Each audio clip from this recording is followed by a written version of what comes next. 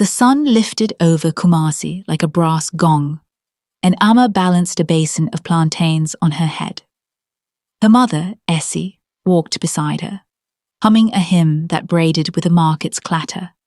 Horns, bargaining voices, the hiss of frying oil. Kejetia woke in colour, patterned cloths, red peppers, gold bangles winking like gossip. Amma kept her eyes down. She'd learned to weave through crowded aisles without being seen, a shadow between stalls. When men called pretty girl, it felt like a price, not a praise. She stacked plantains in pyramids, wiped her hands on her skirt, and pretended the world wasn't a mirror that never noticed her face. At school, Amma took the back desk in art class, away from the window's loud light. She liked to draw baskets and the curve of plantain fingers, safe things that never stared back. Mr. Mensah announced a new assignment. Sketch what you think is ordinary and make us see it anew. Kofi, the boy who sat near the window, sharpened his pencil with ceremony. He had gentle eyes, as if every line he drew might break. When the bell rang, he lingered, glancing toward Amma's hands as she tucked her rough sketch into her exercise book like a secret. At home, Essie scrubbed green plantains with salt, the sink bright with foam. "Your hands are getting soft," she teased. "School is turning you into a madam." Amma smiled, but a small ache pressed her chest, belonging to two worlds and fitting neither. Night pooled over Bantama. By lantern glow, Amma traced Adinkra symbols, Dwenemen, strength and humility, Aya, the fern for resilience. She touched the page where she'd shaded a basket, wondering if ordinary meant her mother's laughter, or the soot on the kitchen pot, or the space her face avoided. The next day, Mr. Mensah asked for progress. Kofi handed in nothing. Instead, during break, he watched Amma from the corridor, not with hunger, not with mockery, but like a student at a gallery, waiting for a piece to speak. In the empty classroom later, Amma returned for her forgotten book. There, on her desk, lay a loose sheet. Charcoal lines, soft as breath, captured a mouth mid-smile. A smile she recognized by the tiny split in the lower lip. Someone had sketched her. The paper smelled faintly of wood shavings and courage. She slid the drawing into her book as footsteps approached. Kofi stood at the doorway, palms open. "If you don't like it, I'll tear it," he said quietly. "But I hoped you'd see what I saw." "What is that?" Amma asked, fighting the urge to hide behind a joke. Kofi pointed to the shadowed curve. "A laugh you swallow before it escapes, a kindness that doesn't need witnesses." She watched his eyes, and for once they did not glance beyond her. They stayed, steady, like hands catching a falling bowl. Back at the market, Amma set the sketch beneath the tablecloth, where only she knew it lived. Essie bargained boldly, flipping plantains with a vendor's rhythm. Amma looked up and noticed the world shift. The shine on a woman's cheekbone, the pride in a boy carrying crates, the prayer tucked in an old man's sigh.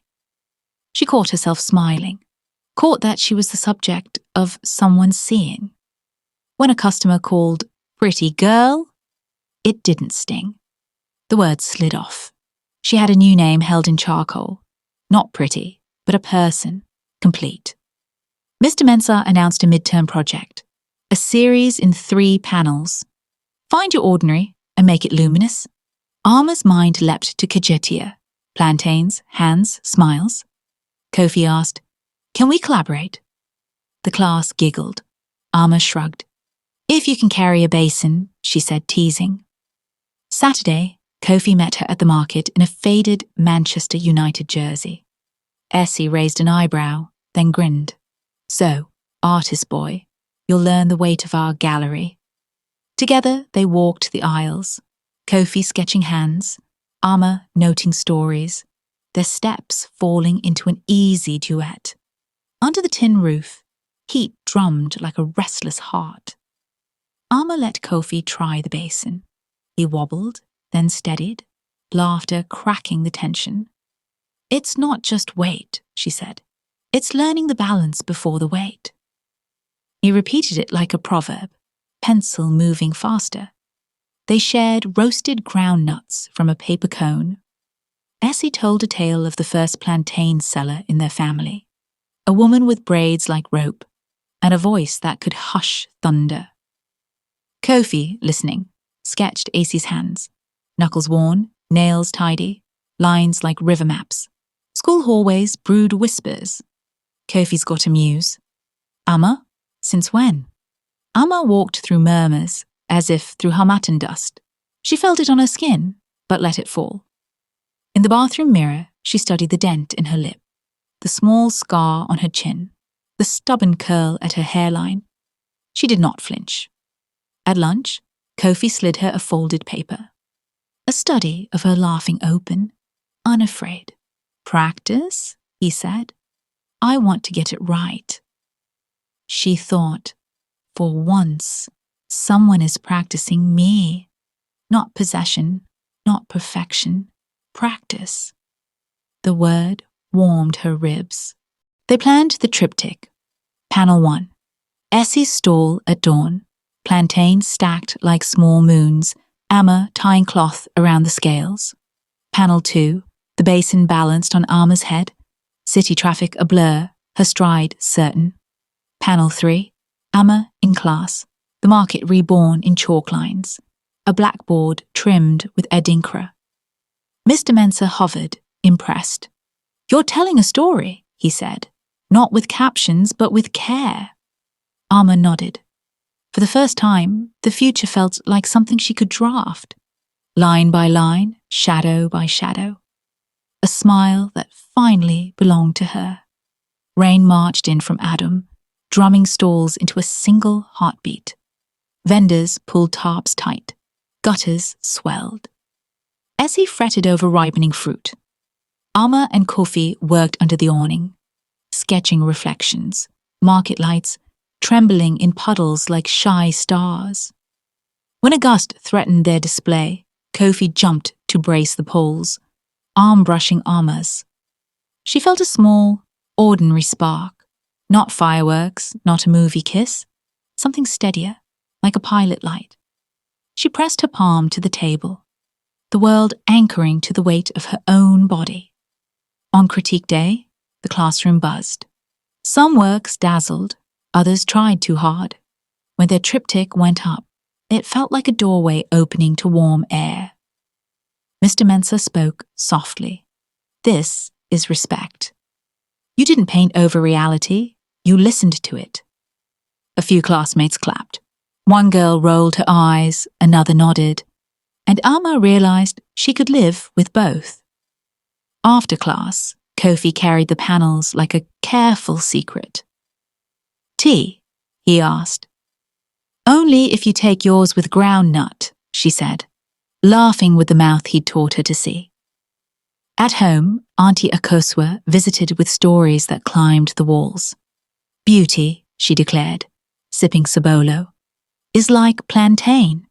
Too green, nobody wants it. Too ripe, flies visit. Catch it at the right time, and it feeds a family." Essie cackled.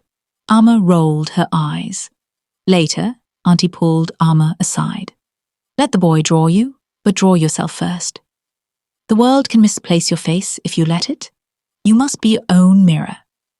Amma tucked the words beside the charcoal sketch, a pair of talismans in her quiet drawer. Not everyone smiled at Amma's glow. Afia, skillful and sharp, had led the art class for years. "Triptychs and market romance," she muttered. "Cute?" During a group task, she accidentally smudged one of Amma's studies with an elbow. Amma breathed in, counted 4, breathed out. "It's only charcoal," she said, redrawing the line better than before.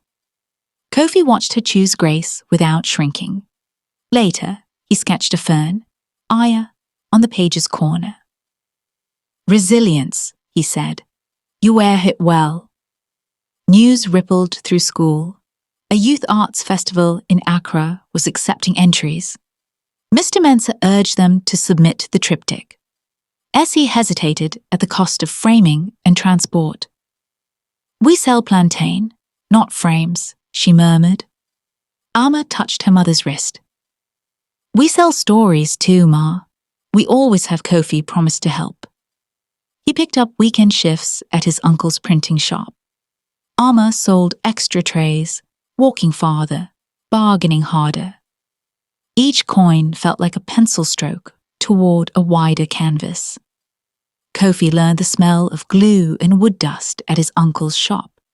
He sanded frame edges till they felt like river stones, counting coins in a jar marked Accra. Amma weighed plantains with a vendor's eye, added fried kose to her tray, and walked new routes. She learned the rhythm of sister, add some, and the smile that closed a bargain. At night, they texted photos of progress, mitered corners, neatly wrapped canvases, neat stacks of CDs. Saving felt like building a bridge, plank by plank, with careful steps and faith it would hold. The acceptance email arrived at dawn, bright as a rooster's cry. Their triptych had been selected. Mr. Mensah danced a small, dignified dance, spectacles fogging.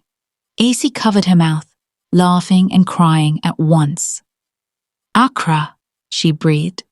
"We'll send you with prayers and plantain chips." Amma stared at the screen until the letters blurred, then hugged Kofi so fast they both lost balance.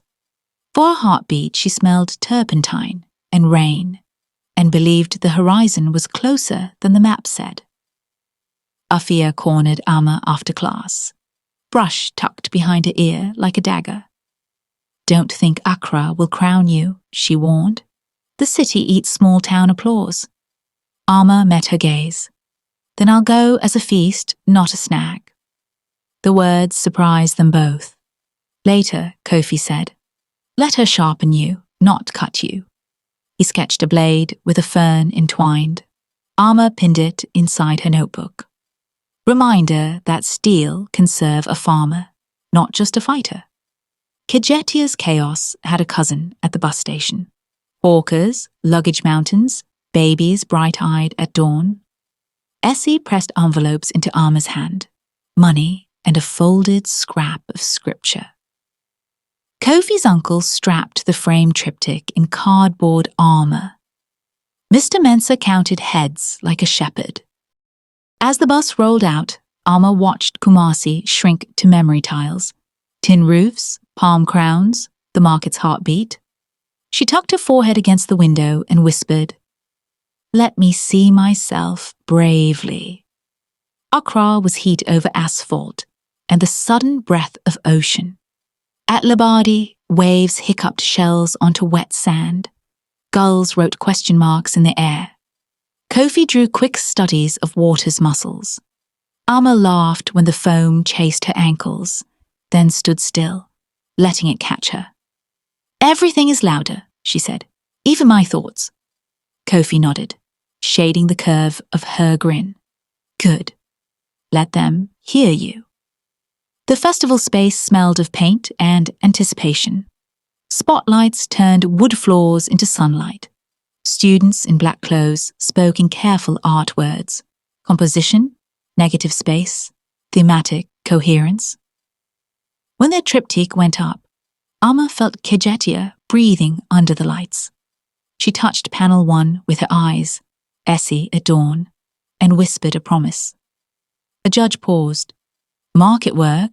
he asked. "Yes," Amma said. "Work that raised me." He smiled, moving on. She realized she hadn't looked away once.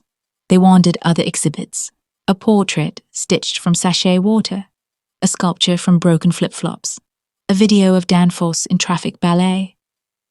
"Ordinary, luminous," Amma murmured. The phrase looped like a song. Back at their piece, she noticed a smudge No one else would. Leave it, Kofi said. Evidence of hands. She let imperfection stay, like a scar that tells a kinder truth. A student journalist asked for a quote. Alma's mouth went dry. Tell me your thesis, the girl prompted. Alma found her footing. That what feeds us deserves frames. That balance comes before weight. That beauty isn't a price, it's a presence. Later, reading the line back, Alma winced at her own boldness, then grinned. Maybe a voice grows by hearing itself out loud. Essie phoned just before awards. A storm tore the tarp, she said, trying to sound casual. But neighbours helped. The stall still stands. Alma's throat tightened.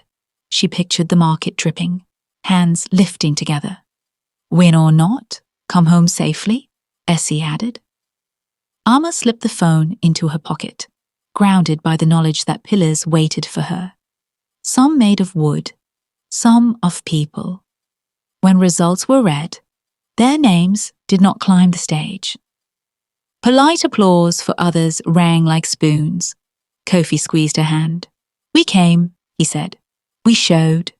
We learned. She nodded and felt the surprising lightness of disappointment that didn't crush her. Outside, the sea kept performing without a ticket. Alma breathed the salt and decided this too was a kind of winning, wanting more without hating what already was. As they packed, a woman with silver braids approached. Your panels made me think of my mother's stall in Cape Coast, she said.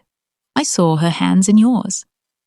She handed Alma a card, Community Arts Centre, workshops, a small stipend if they could run a market sketch program. The bus ticket home suddenly weighed less. We can return, Kofi said. We can also expand. Alma tucked the card beside Essie's scripture. 2 mirrors facing. Kumasi greeted them with smoke and laughter. Essie examined the panels like a jeweler. She said, eyes bright. I see my good side. Neighbours gathered, curious. Alma told the story not as loss, but as journey. Afia listened from the edge, arms crossed, mouth undecided. When the crowd thinned, Afia stepped forward. Your line has improved, she admitted. Alma smiled. Yours challenged it. 2 rivals, perhaps now 2 rungs on the same ladder. They tried a Saturday workshop under the market awning.